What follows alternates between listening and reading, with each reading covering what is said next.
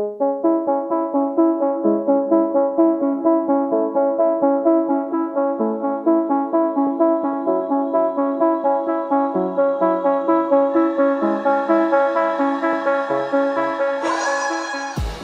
and welcome to the Blackout podcast where I get to talk to amazing people who do amazing things. And today I'm so excited because, the housing market in Halifax has been insane. And I'm so excited to have super talented, super awesome realtor, my friend Akintunde Abimbola. Thanks for coming to the podcast. Thanks, Israel. It's nice to be here. Yeah, okay. So, how long have you been like a realtor now?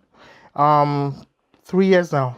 Yeah. So what? Explain to me, because I remember I know people that got houses like, let's say 6, 7 years ago versus 3 years ago versus now. Like, what made the housing price go like that? Wow, it's a myriad of factors. Like real estate in itself is economics. As a matter of fact, another name for real estate is land economy.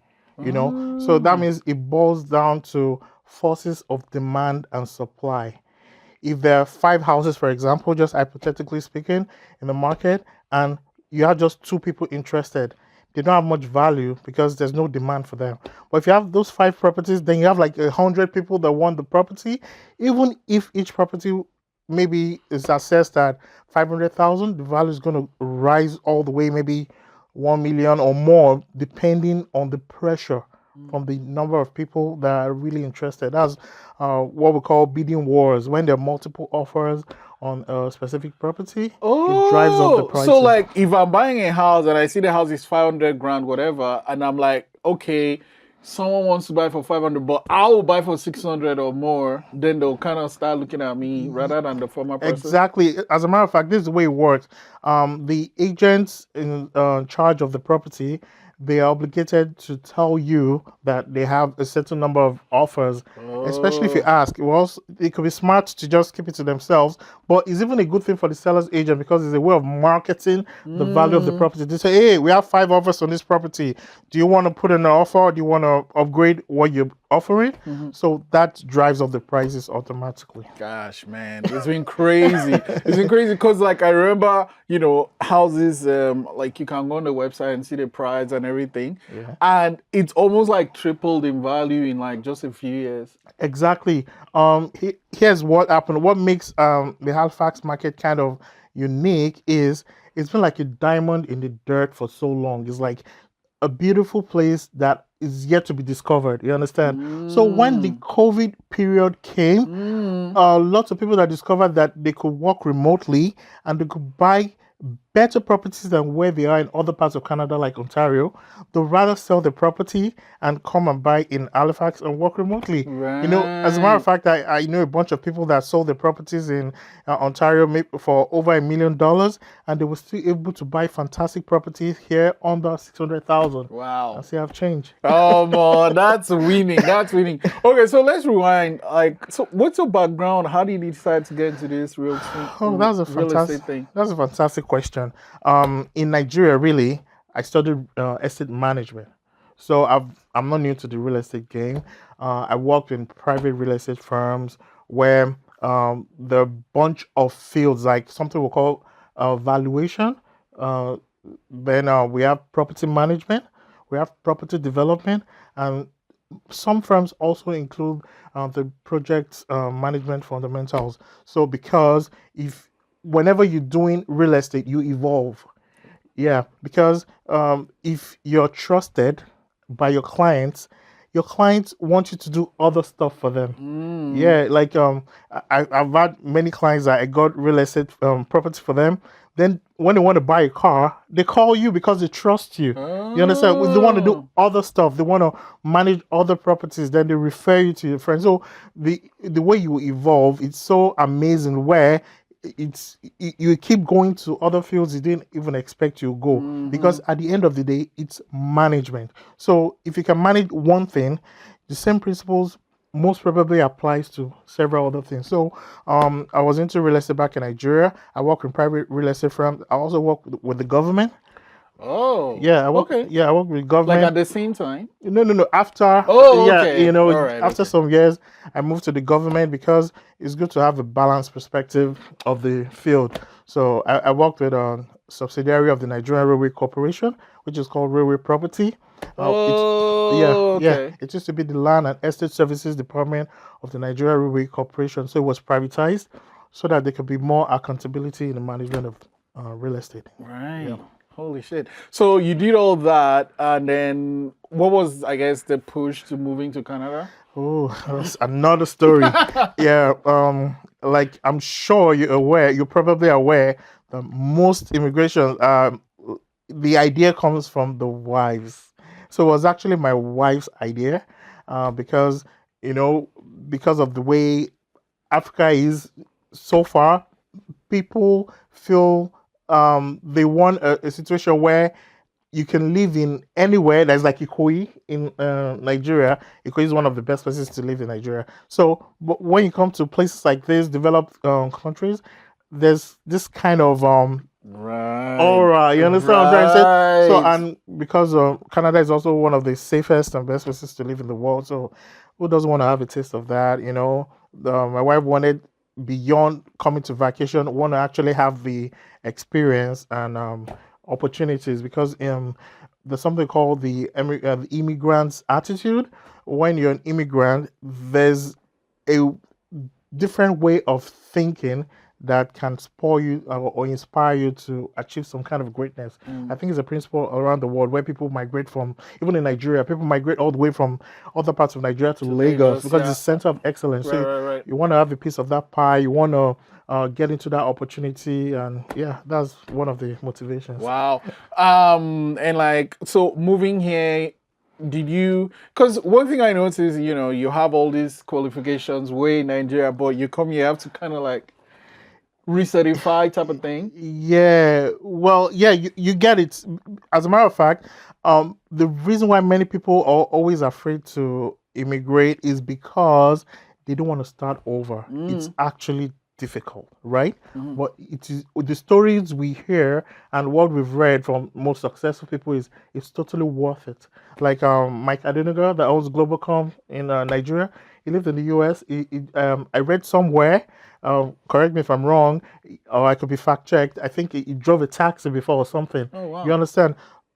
Something like that. We can't do it in Nigeria, but we could do it Mm. abroad because there's already a level playing ground. The government has come to the fore for the people so much that superstars, they have humble beginnings and they're not ashamed of it. And Mm. there are many celebrities that they'll tell you they've worked as waitresses or cleaners, bartenders, garbage truck guys and stuff. But they had a dream and they Mhm. believed it was possible. But in the interim, they had to do what they had to do. Like Right. when I first came to Canada, my first job was snow plowing. Yeah, No yeah, way. exactly. I did snow plowing. I did what do you call it? Mowing of the lawn and stuff. And I had no what do you call it? Negativity about it because I already had the mindset that I knew where I was going and I need to do what I need to do. Hmm. Yeah. And then, like, so, what do you have to do to become a realtor in Nova Scotia? Interesting question. The first thing is good to know a realtor. Oh, Yeah, is I thought you were saying, okay, okay. yeah, it's good to know a realtor. Yeah. Have a chat like this, Mm. have his opinion, have a perspective of what's going on. Is it worth it?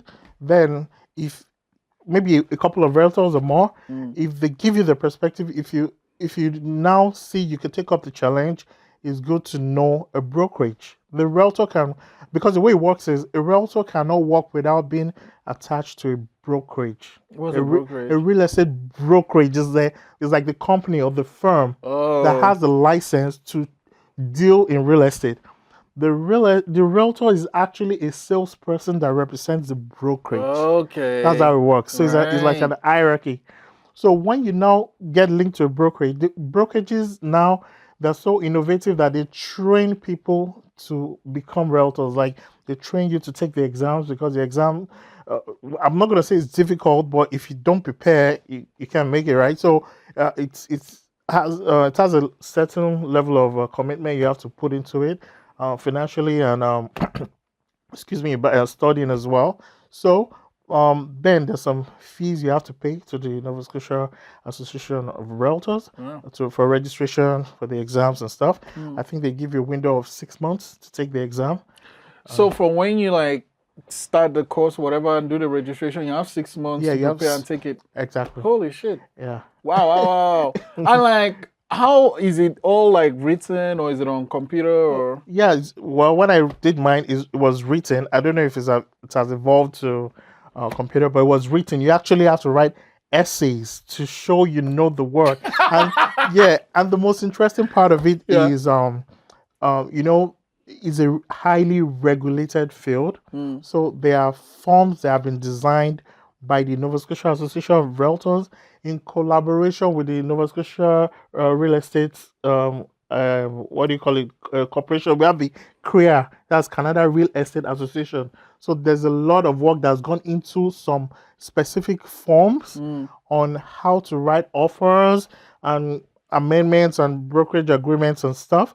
So those ones will be tested in the exam to show that you actually know what it takes. So you actually have to all study law and like, Yeah, more like God yeah. damn it.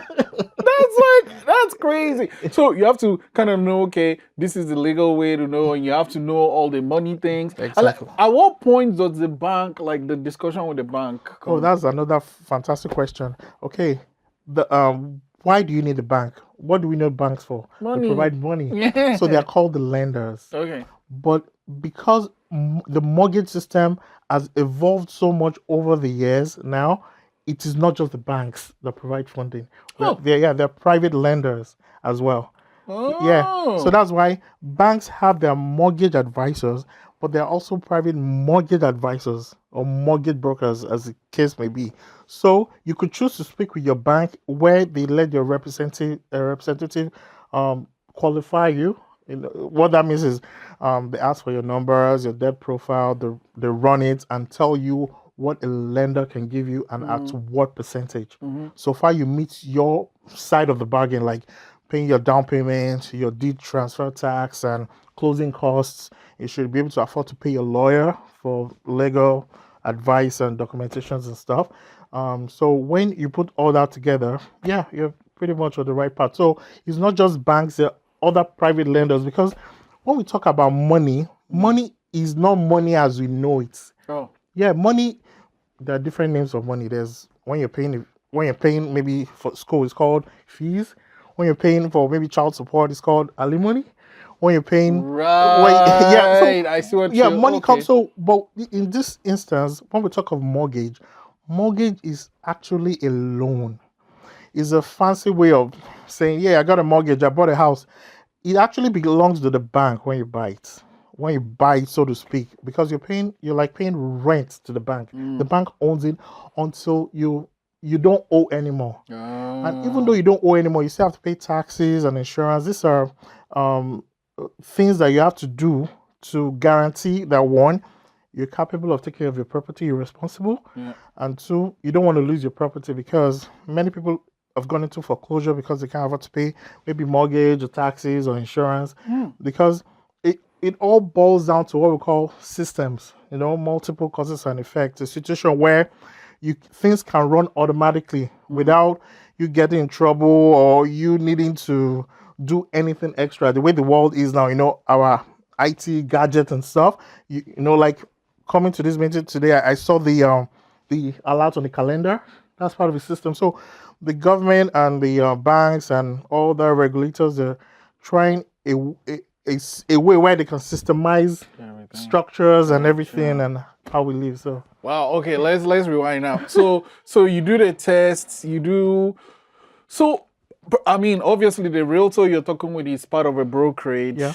And you have this, I guess, relationship with them. Yeah. When you go through the brokerage to do all the training and stuff, do you have to stick with that brokerage? Could you go to another one? That's a tricky question, because I've seen situations where some people, they attend maybe lessons or classes or lectures or trainings in a bunch of brokerages. Then when they take the exam and pass, as I think you have maybe a 48-hour window to choose a brokerage at that point. So you have to choose one. So it's tricky because it now boils down to a thin line between loyalty and the brokerage you feel has your best interest at heart. When it came to you, what were some of the deciding factors for the brokerage you ended up working with? I first joined Exit when I came, and the reason I joined Exit is I have this fantastic friend. He's also a realtor. His name is Aaron. So I met him through a mutual friend, Lekon Alao, and Aaron introduced me to his broker. So his broker um, now introduced me to the broker manager. Because there's a manager for a broker. So she trained me. Her name is Linda Smarden, and the franchise owner actually is selling Stevens. And when he linked me with Linda is like the most amazing person I met. She trained me so hard. She didn't let me take a break because she knew what it took. And after taking me through that process, and I passed, I really passed. She was so happy. She was so excited for me. It was only right for me to go with her brokerage, Although I went with another brokerage, I'm not going to mention, so it's not like the reason why I said that is because they published a notice for a training, and I attended out of curiosity, but I didn't pledge any allegiance, so to speak. Right. But because Linda took me the extra mile, I felt it as a loyalty thing to go with her, and I didn't regret it. So now you get into the brokerage. How do you now get a house to sell? Like, how does that work? Because you're new. Okay, yeah. As a matter of fact, when you become a realtor initially, they tell you that they will not be surprised. There's a way they say that if you don't get to sell a house in 6 months. Oh, wow. So you should be prepared that you might not sell a house in the first 6 months. So you should have your finances in order and stuff. Don't get carried away that, hey, my first month I'm selling $1 million home. It might not work. It works like that for some people. I've seen someone that sold 100 homes in a year. Whoa! Exactly, over 100 homes. Yeah. Wait.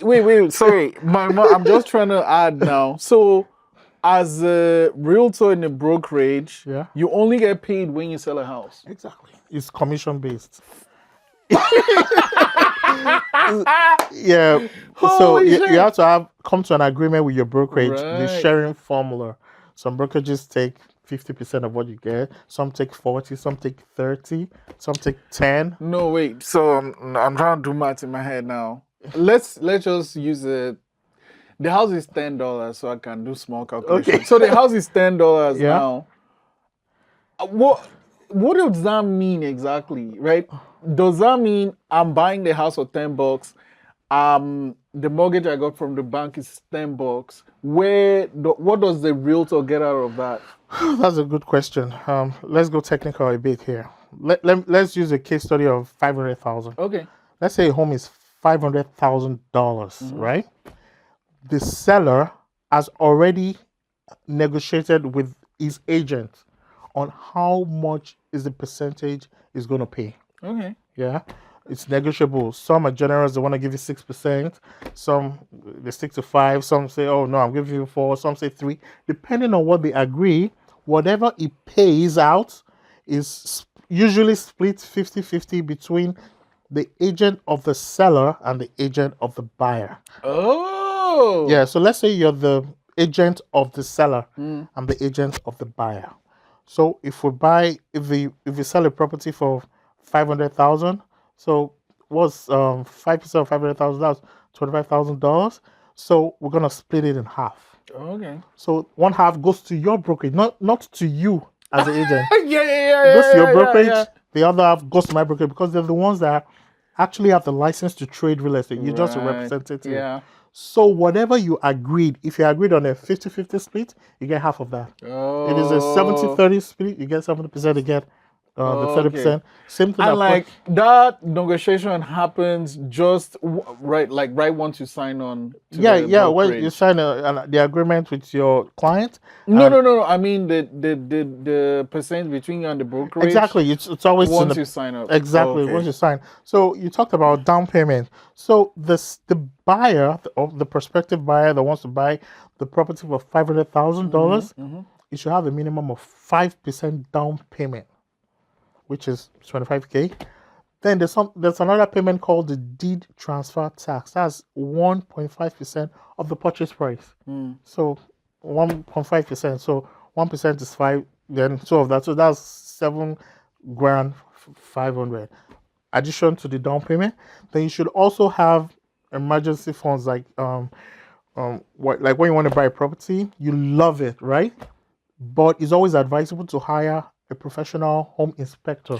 Why do you need to do that? Because yeah, I keep hearing that. Like, what does the inspector do exactly? Yeah, the inspector is specially trained to see what you can't see. Right. Like, let me give you a very good example. There's $1 million property I and my partner were trying to sell last year, and our the buyers we were representing the buyers, and our buyers loved it. We put in an offer, it was accepted, right? After some negotiation, then we hired a home inspector. The home inspector discovered that there was a crack in the basement and there was a leak in the Ah, foundation, that's and not good. it was going to cost a lot to fix. Holy shit. It was probably going to cost maybe $30,000, if not more. And nobody wants to buy $1 million property and I have to Then, do that kind of yeah. stuff that you're not even sure is going to be conclusive, right? Mm, So that killed the deal. mm, So home inspectors are usually lifesavers. They save you a lot of money mm-hmm. because there's something called latent defect. You can see it. They have equipment. They could just check and see, oh man, there's a crack there. Oh, there's a leakage there. We have to do something about it. So Oh, if the seller is not willing to fix it mm. to a satisfactory state, Then you were it's going to like, kill thank the you very deal. much. Yeah. We're done. Thank you very much. Okay, Yeah. so wow. So and then is this all money that they get from the bank, or they have to kind of have all that, like the down payments, the D tax, all that thing? At which point does the mortgage come in? Yeah. So like, the mortgage brokers are actually the best of us. The realtor, yeah, the realtor is like a shining face and stuff. But without the mortgage broker, if you don't have, like, if you want to buy a property of 500,000 and you don't have it all, like some people want to pay cash, right? Mm. But you don't have it all. And again, in these days, even if you have it all, it is believed you're more financially intelligent when you go through the bank route or the lender's route. So the mortgage broker is who you meet with that asks for all your financial details. Mm. As he runs your numbers, he looks at your debt profile. If you have a car, maybe you bought a Rolls Royce and you want to buy a house, it's like, oh, how much are you paying for your Rolls Royce? Right. Yeah, can you still afford? So if he qualifies you and sees that you can afford it, then he is the one that is certified to speak with the lender on your behalf. I can Oh, speak with the lender. A realtor cannot speak with. I don't know any lenders, and I'm not interested because they're not even gonna speak with me. They have no business with me. mm. But the mortgage broker is their guy, right? Okay. Yeah. So when they speak with the mortgage broker and they agree, they tell you, hey, Israel, you can get 600K from this lenders. Do you want to max it out? Is really up to you, right? So and you want to buy a 500,000 property. So what you're obligated to do is to provide the down payment, like I said earlier, Mm-hmm. and the deed transfer tax, and obviously should have an income, either a business or salary or whatever. But they want to see the consistency. They want a situation where, like systems I talk about, that you can afford it Mm. easily, and they don't want you stressing over it. They don't want you paying half of your income to your property, right? So I think they want maximum a third or thereabout. Right. They want you to be able to pay conveniently because historically, lots of people have lost their properties to foreclosure because they couldn't afford to sustain the payment. It happened. Yeah. Wow. Oh wait, something just entered my mind. So the 500, right? Yeah. You said the seller, the money I'm giving to the seller, is that part of the 500 or is that a different money? The money who is given to the seller. Like the owner of the house is giving to their realtor. Oh, okay. Yeah, the fee, right? The fee is Yeah, that. that's after the house is sold. It gets the money in his account. then it issues a check. Yeah, from what he gets. Oh, okay. So Exactly. it's kind of part of it, Yeah, but exactly. also not part of it though, Yeah, because it because gets you're paying out on it. exactly, exactly. And the good thing for the buyer is the buyer doesn't have to pay. Right, right, right, Yeah, right, yeah. right, The right, seller right. Is the pays on one. behalf of the buyer's agent, pays the fee. Yeah, Oh, it's okay. like a circle. It doesn't mean the buyer is escaping, because in the future the Because buyer also is going to be a at seller. some point, okay. Wow, man, this is like it's as if I'm going through the training now.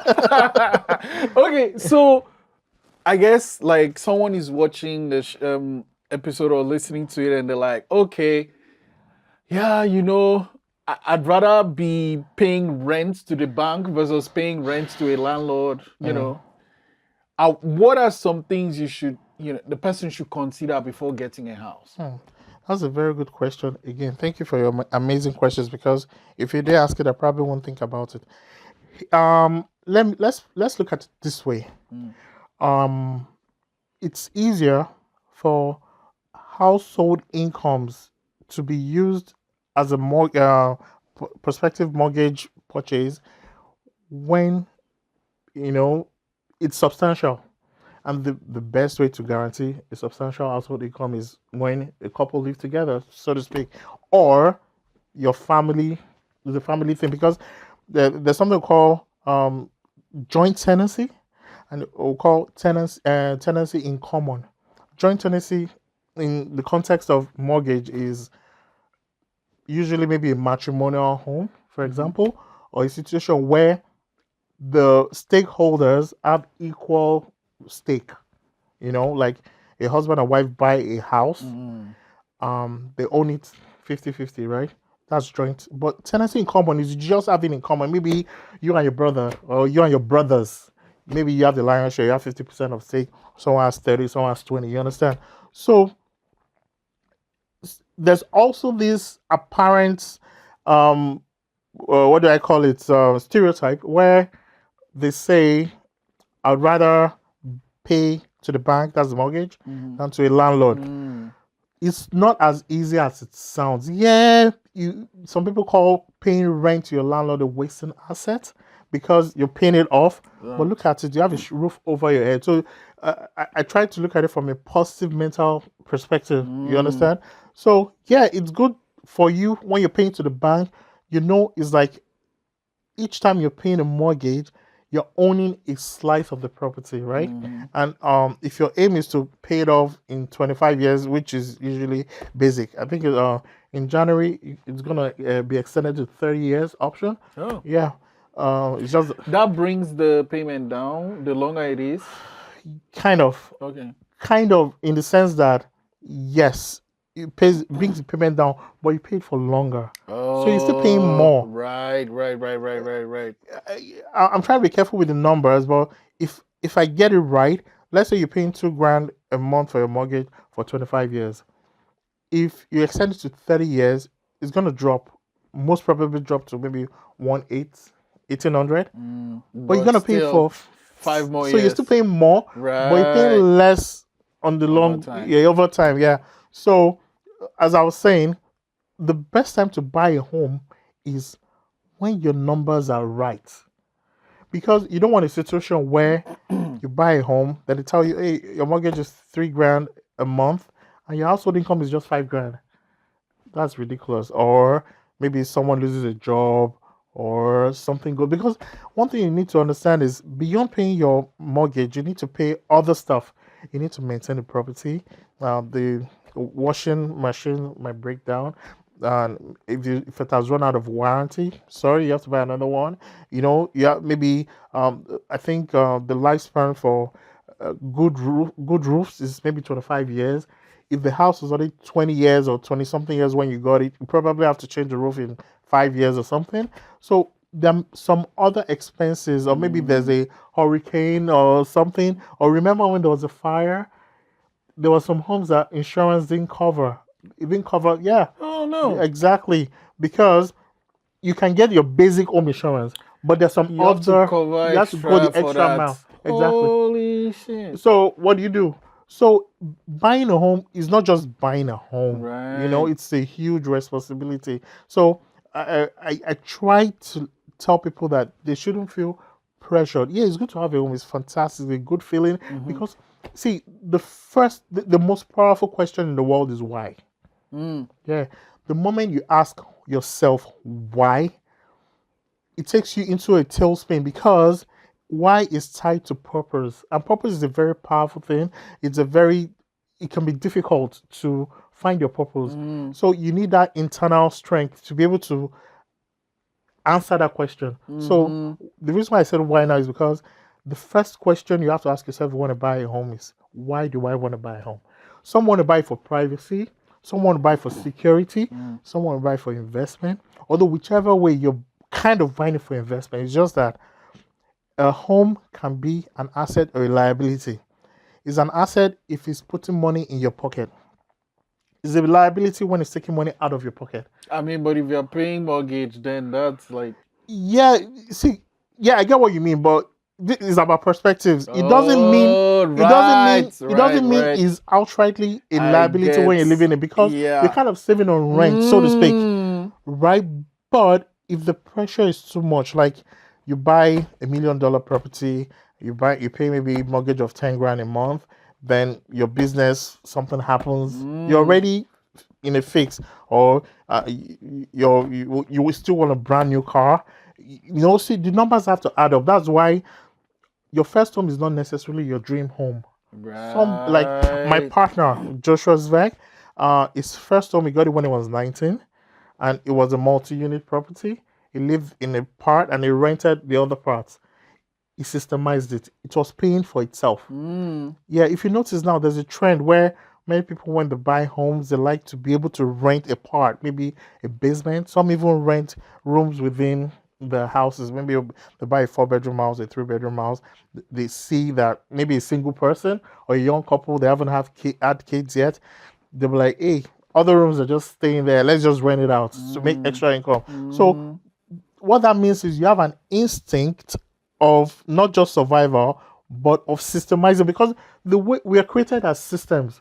You're a system of systems. You have digestive system. You have Mm. you're not in control of that. It's running by itself. That's it's like a God model. Everybody dreams of that. Everybody wants a situation. I was Yeah, there exactly. That's why spinning the thing. I'm yeah, not doing the anything. most successful people, you don't see them running the Mm. business per se. It's doing its thing. Yeah, they create McDonald's is a perfect example. Tim Hortons, see, is running by itself, and it has a super script where everybody fits into the picture. They Mm. don't have to be smart. They just have to know what to do. Mm-hmm. There's a format, and Boop, yeah, boop, boop, do that. exactly. Wow. Yo, I mean, when we talked, I knew this was gonna be an interesting conversation, but like the more you're just like my eyes, just like my head is just like, where are we going with this? Well, I've taken so much of your time though, but I gotta ask because before we came on, we are talking about we had a white Christmas Yeah.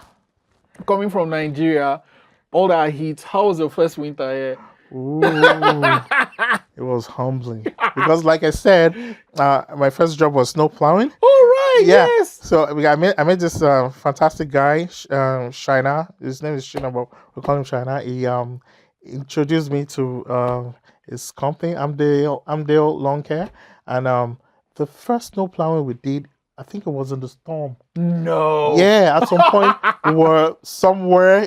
I wasn't familiar with the terrain yet. I didn't Right. know where we were. Mm. So there was this particular building because I think we drove. He was driving. We drove the truck to maybe 10 houses in the middle of the night during the storm when we were plowing. And there was one time I was so scared. I thought maybe a bear or something was gonna come out of the woods because everywhere was just crazy. So yeah, it was a wake up call for me. I was really humbled. I thank God I got a heads up that I should gear up properly. It Mm. was freezing and stuff, and yeah, it's something I've never seen. I only saw it in the movies, but I'm an adventurous person. Right. So I try to be as positive as possible. I try to because they say when you look out for the good in people and others, you see how beautiful they are. Mm. So I kind of try to be as optimistic as possible. whatever I'm going through. So I think it was fun for me. Wow, that's a great outlook on life. Yeah. So, if someone is like, I want to be a realtor, what advice would you give them? Yeah, just like I said earlier, if you want to be a realtor, what we call it in realtor is actually a trademark marked name. Oh, Yeah, for both Canada and US. So if you want to be a real estate salesperson, so to speak, mm, a realtor, the best thing is to make a realtor your friend first, mm, because I promise you, it's going to give you some perspectives that you never knew existed. It's beyond selling a home. As a matter of fact, I don't sell homes. I don't say I sell homes. I help families embrace the beauty of home ownership and investment. That's what I mm, do, because if you just sell homes, then it's just about the money. mm, And if it's just about the money, money is going to betray you. There's sometimes that deals went wrong, or it didn't come through. I didn't meet my target. I had money issues. But if it was just money I was chasing, I was going to go crazy right. or quit. But I'm happy. My wife knows the kind of person I am, and she's also encouraging and stuff. So when you meet the challenges, you don't see them as failures. You see them as Mm, learning. mm, Like I say, I never fail. I either win or I learn. You mm, understand? So it's not just about the money. It's about meeting people and letting them see another perspective of life. Just like I said earlier, I don't pressure people to buy homes. If you're not ready, you're not ready. Take mm, your time. Don't look at other people. Some people have good money from wherever. You don't know, like, even there are lots of websites where you play games and make maybe $50,000 a day or something. Yeah, there are different ways people make money. So if you're just doing your basic stuff, you shouldn't mm, look at a celebrity. You understand what I'm trying to say? So you yes. have to take your time, because there's a home out there for you for sure. In Mm, fact, there's probably more than one home. In fact, there's a not very proven, but it makes sense that if you're buying your third home, you're already a millionaire. That means when you buy your first home and you're able to manage it in such a way, you're able to transition into a second home, mm, then a third home, you're already a millionaire in terms of assets, not necessarily cash. mhm, And the reason why I say that is because some people, their goal is to be a millionaire. You understand? Maybe not 1 million, but millions. But when you get to that point, it gives you this feeling of, oh man, I achieved something, and mhm, I can achieve more. mm, So do you know what happens afterwards? Is to leverage. You understand? That's what many people do. I saw this fighter. I don't know if you mind if I use this example. I think Jones, is it Jones on MMA? He won a fight recently. Donald Trump was at the fight. okay. Just because he's a superstar in the ring, now he does appearances. If they want him to appear in some event, they probably pay him $100,000 US Just to just show to up. appear for 30 minutes. Mm, What I'm saying in essence is that it's beyond what you're saying. There's something more. You mm, understand? So if we intentionally have a bigger picture to every single thing we do, then we see that it's beyond that. And it goes back to the question, why? Why am I doing this? right. Is it for the money? If it's for the money, Mm, you miss the mark. Because, okay, do you know the way people have the stereotype that, my girlfriend or my wife or my whatever likes money? They think women like money in that context.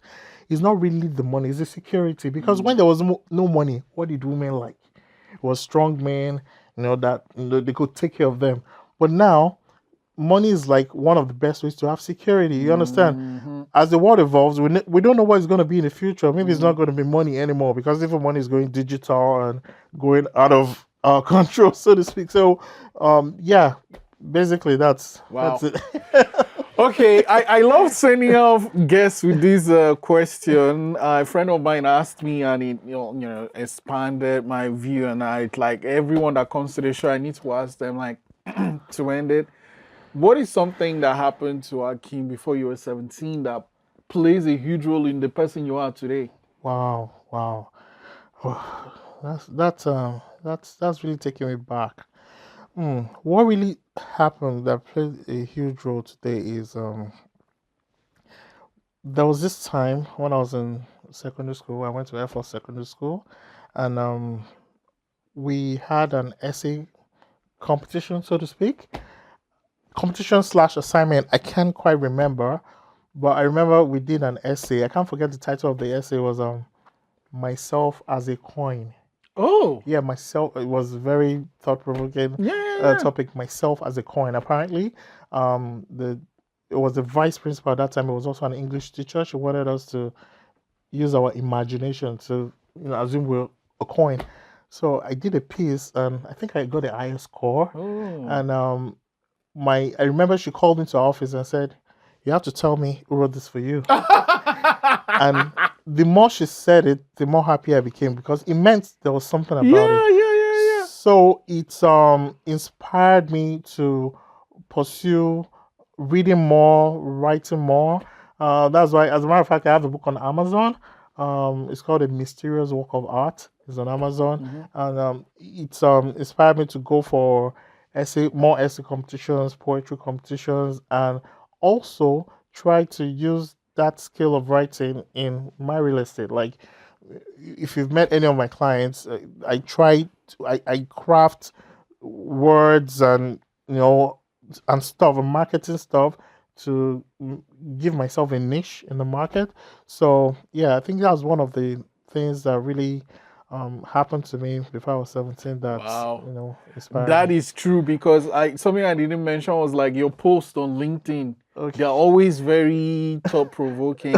I remember like whenever I read something, even if it's just a few lines or it's like a whole note, I'm like, okay, I need to know this person. I need to know this person. Okay, Thank you. so lastly, you brought so much magic to the studio today. Thank you so much. I'm gonna do a little bit of magic for you too. Wow. So that write a number between 1 and 60. Don't show me the number. Once you've written it, just point to the screen. Okay. I will use these cards to try and find out what your number is, hopefully. Okay, you want me to show it to the screen, Yeah, right? any of the cameras. Okay. Okay, so these cards will have your number is going to be in at least one of these cards, right? Okay. But it can be more than one. Okay. So I'll need your help to tell me if your number is here. Yes. I don't like it when he's in the first one, but okay. Is he here? Yes. Oh, wow. Is he here? Yes. Wow. Yes. Okay, this is not 59. How did you do that? Magic! Okay, thank you for all the cool things you're doing, and I can't wait to have you back. We have to talk about your book and your writing Yeah, now for because sure. you just deal with real estate. Yeah, for I sure. appreciate you. Thank you. Thank you for having me.